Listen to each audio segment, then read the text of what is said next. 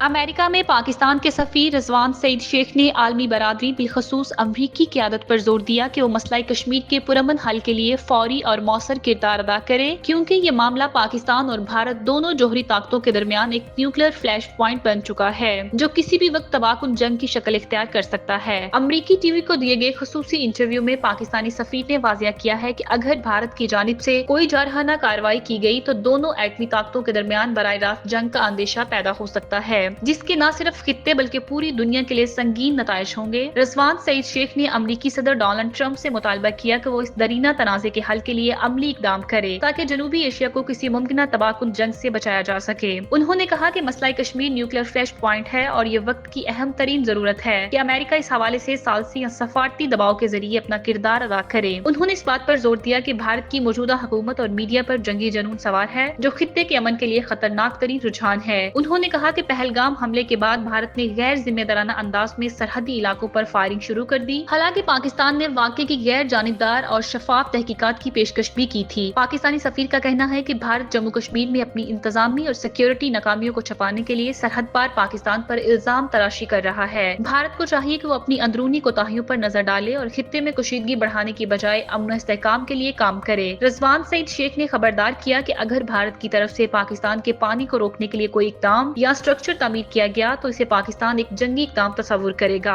और इसका भरपूर जवाब दिया जाएगा। उन्होंने कहा कि हम खित्ते में अदम इस्तेहकाम के मुतहम्मिल नहीं हो सकते। पाकिस्तान एक पुरअमन हमसायगी का ख्वाहा है, लेकिन हमारी अमन की ख्वाहिश को हमारी कमजोरी ना समझा जाए।